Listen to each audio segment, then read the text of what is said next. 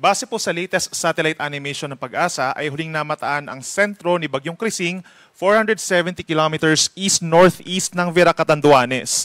Taglay pa rin ang lakas na hangin na 55 kilometers per hour malapit dun sa kanyang sentro at may pagbugso hanggang 70 kilometers per hour. At medyo mabilis ang pagkilos nito, 25 kilometers per hour pahilaga, hilagang kanluran. Base po sa ating latest satellite animation, nasa around 300 kilometers po yung radius o yung layo from the center nung kabuuan po ng bagyo. At kitang-kita din dito sa ating latest animation na parang nagko-consolidate po, no? Or nagkukumpulan na yung mga ulap dun sa paligid po nitong si Bagyong Krising.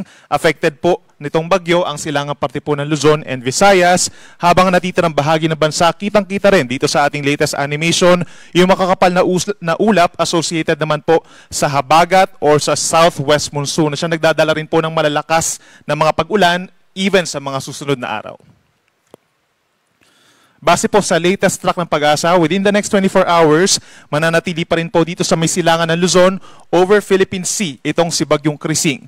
Estimated location bukas sa umaga, 350 kilometers silangan ng Cagayan. And possible din po within today is mag-intensify pa ito as a tropical storm or possible na rin ito magkaroon ng international name habang nandito pa rin po sa mainit na karagatan ng bansa.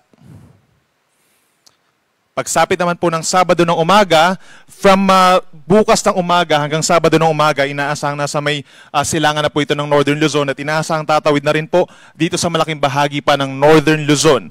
At maaaring magkaroon ng landfall pagsapit po ng gabi bukas dito po sa mainland Cagayan at dadaanan din po possibly itong Apayao at saka yung Ilocos Norte. Nung sentro lamang po, no, ang pinag-uusapan natin ay sentro. Pero yung kabuuan po ng bagyo, inuulit natin, nasa 300 kilometers yung radius or around 600 kilometers yung kabuuang lawak o yung diametro.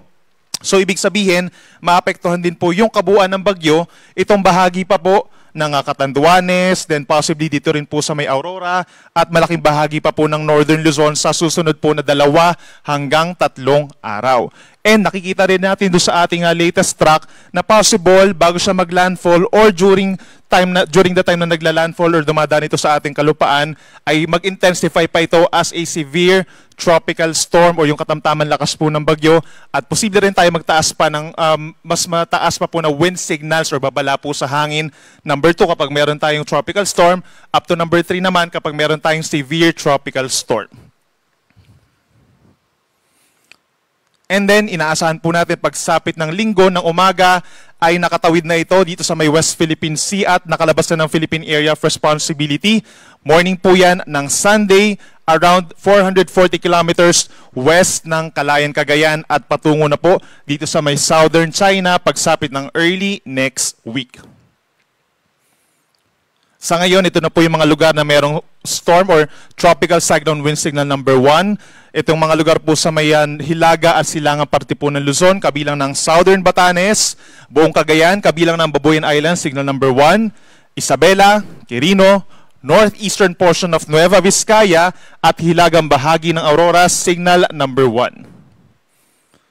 Meron din po tayong babala ng hangin bilang 1 dito po sa Apayao, Abra, Kalinga, Mountain Province, Ifugao, Ilocos Norte, at dito na rin po sa hilagang bahagi pa ng Ilocos Sur, at maging dito rin po sa northern and eastern portions of Catanduanes, nahagip po siya nung kabuuan ng Bagyong Krising. So ibig sabihin po, simula po mamaya hanggang bukas, posible ang malalakas na hangin dito sa mga nabanggit natin na lugar, and then, tulad nung nabanggit ko kanina, once na mag-intensify pa as a tropical storm, itong si Bagyong Krising, within the next 24 hours, posible tayo magtaas ng wind signal number 2 dito po sa mga areas natin sa may Northern Luzon, worst case scenario up to signal number 3 the moment na magkaroon tayo ng intensification pa as a severe tropical storm itong si Bagyong Krising. Ito naman po yung mga naobserbahan nating mga pag-ulan sa nakalipas po na 24 oras. Simula po kahapon ng umaga hanggang ngayong umaga. Yung mapapansin natin ng mga kulay, yung kulay orange at saka po kulay dilaw associated yan sa mga light to moderate rains in the last 24 hours. Yung ating mga light blue na kulay, associated naman po yan sa mga light rain. So kitang-kita, halos buong bansa po nagkaroon ng mga pag-ulan. But then, kung mapapansin natin, yung concentration ng ulan, actually hindi po dito sa may silangang parte. No? For the last 24 hours, yung habagat, yung nagkokos po ng pinakamatitinding ulan, lalo na dito sa may Mimaropa, Western Visayas, Negros Island Region, and Zamboanga Peninsula. Pero ine-expect po natin, simula ngayong araw hanggang bukas, magiging matindi na rin po yung mga pag-ulan natin dito sa may silangang parte ng bansa habang papalapit itong si Bagyong Krising dito sa may Luzon. So ito yung ating weather advisory or yung forecast rainfall for 24 hours regarding dito kay Bagyong Krising at sa hanging habagat. Kung mapapansin po nila, inuulit natin, hindi tayo dapat magpo-focus lamang dito sa may silangang parte ng Luzon kung saan pinakamalapit yung bagyo. Nandito pa rin yung highest concentration ng mga pag-ulan natin within the next 24 hours dun sa mga lugar na malayo sa bagyo dahil pa rin sa habagat.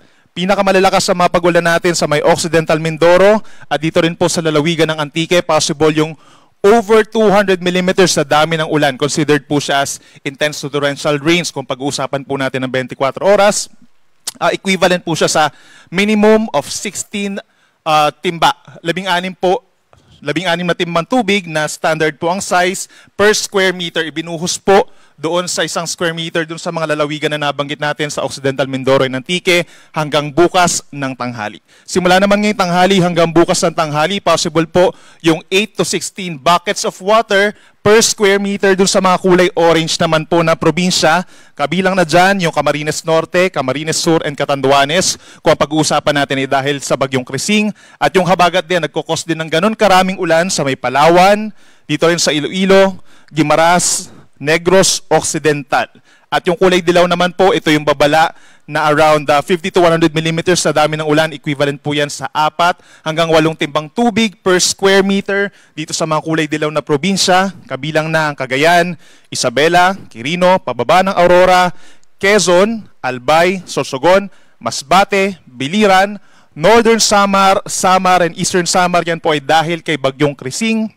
At dito naman sa kaliwang parte, dahil sa habagat, itong Zambales, Bataan, Metro Manila, possible po, lalo na mamayang gabi hanggang bukas ng madaling araw, Cavite, Batangas, Oriental Mindoro, Marinduque, Romblon, Aklan, Capiz, Negros Oriental, Cebu, Siquijor, hanggang dito po sa may Lanao del Norte, Lanao del Sur, and Zamboanga del Norte. Siguro magtataka ibang tao, baka nandito na yung bagyo. Wala po, ito po ay dahil sa habagat na pinalalakas, unti-unting pinalalakas po itong si Bagyong Krising.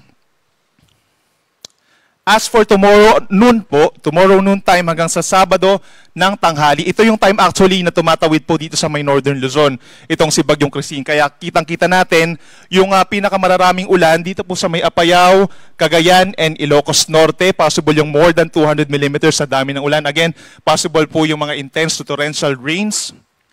100 to 200 millimeters naman po ang posibleng dami ng ulan dito sa may karamihan, western sections po, no? Ito yung pinagsamang epekto na itong si Bagyong Krising plus hanging habagat.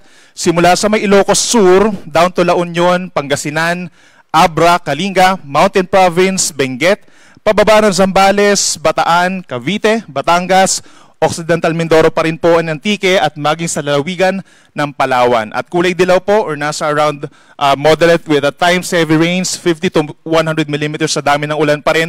Bukas ng tanghali hanggang Sabado ng tanghali, dito sa may gitang bahagi ng Luzon, Isabela, Ifugao, Quirino, Nueva Vizcaya, Nueva Ecija, pababa ng Tarlac, Pampanga, Bulacan, Metro Manila, Rizal, Laguna, Oriental Mindoro, Romblon, hanggang dito rin po sa may Aklan, Iloilo, Guimaras, Negros Occidental, yung mga mamamasyal po over the weekend.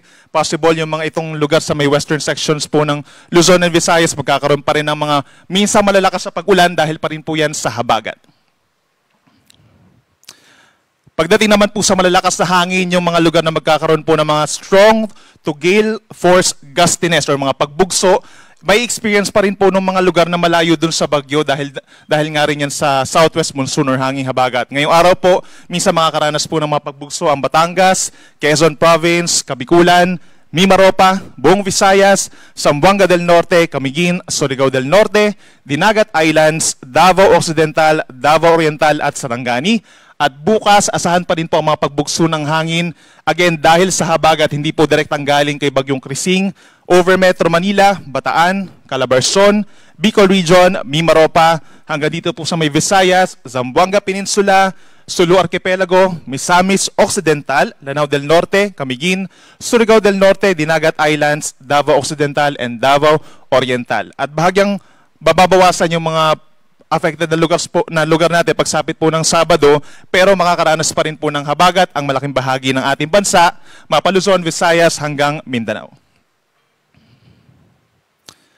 And bukod pa sa babala po ng ulan, babala ng hangin, meron din po aasahan tayo na matataas sa mga pag-alon. Wala pang gale warning po sa ngayon o yung mga delikadong alon, pero again, suspended na po yung mga sea travels doon sa mga karamihan ng lugar sa may norte dahil meron na po silang wind signal number 1. Yung daluyong o yung direktang pagpasok po ng tubig dahil po dun sa malakas na hangin na dala nitong si Bagyong Krising, posible pong maranasan by tomorrow hanggang sa Sabado dito sa may Cagayan and Isabela, yung mga coastal areas po doon. Binabalaan na natin sa ngayon pa lamang, no, possible yung hanggang 2 metrong taas ng mga daluyong or halos isang palapag po ng gusaling taas ng mga patuloy na pagpasok ng alon or storm surge na tinatawag dahil dito kay Bagyong Krising na ina-expect nga natin na lalakas pa as a tropical storm.